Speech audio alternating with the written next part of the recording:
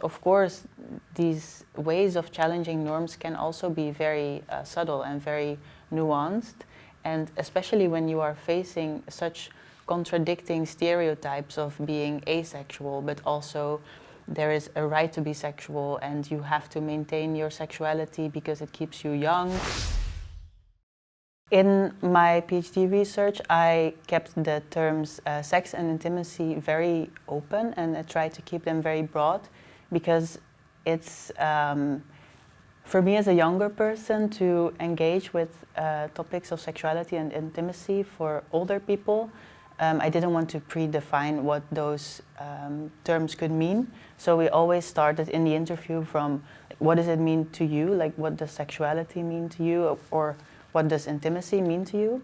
And from there we started to think about what it was, but every time the interview happened there was something that surprised me, that people added to my definition of what sex and intimacy was. So, for example, talking became part of sex, or could be very sexual for people, or just laying together and skin-to-skin contact could have a very sexual feeling for the participants. That is something that, for me, that was not part of the definition before, so it was very important to keep it broad and open. When I was conducting the interviews, I was in contact with people that replied to my call for participants. So I was asking for experiences of sex later in life, and I was very surprised that people were signing up and then very soon in the interview told me that they were not having sex. And these participants had very good reasons to not want to have sex anymore, because some of them were ill, some of them were in pain, so their energy was limited, some things were just not pleasurable, so their definition of what was nice or what was sexual also really changed as they got older. Some participants had enough, they felt like they had enough sex or relationships for their entire lifetime, and they didn't want to relate to other people in a sexual way anymore. They wanted to spend their time differently. And then there were also people who lost people. So there were several participants that had already lost several partners, so they really said that, yeah, a relationship at this age is not something that I want anymore, because it can also be painful. It is not only nice. So I choose to spend my time elsewhere. But also in these stories there were a lot of stories of intimacy, of reconfiguring friendships, where touch became very important with friends.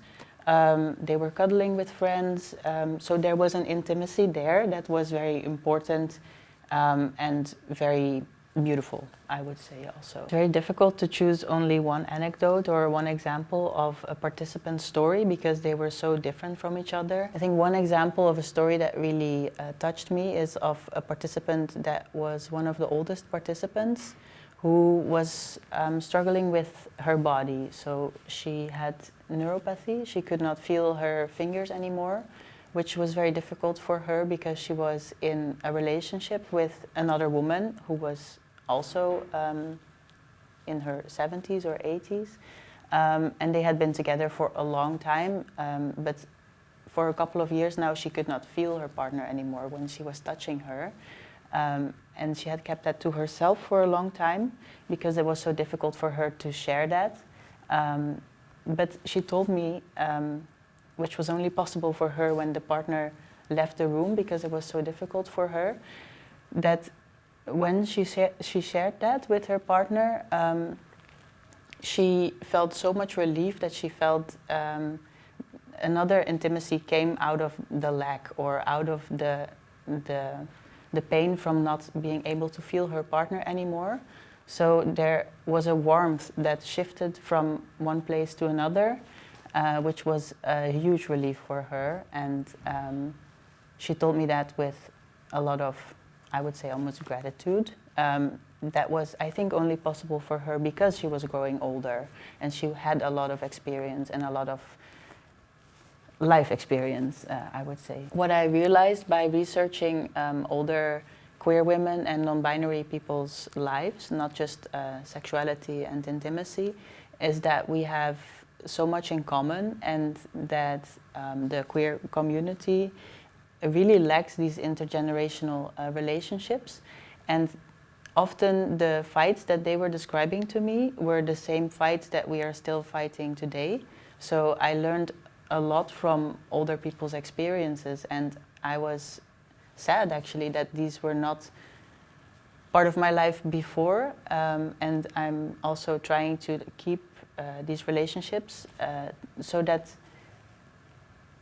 we can build a more sustainable fight against these hetero patriarchal structures that the participants in my research have been fighting for a much longer time than I have.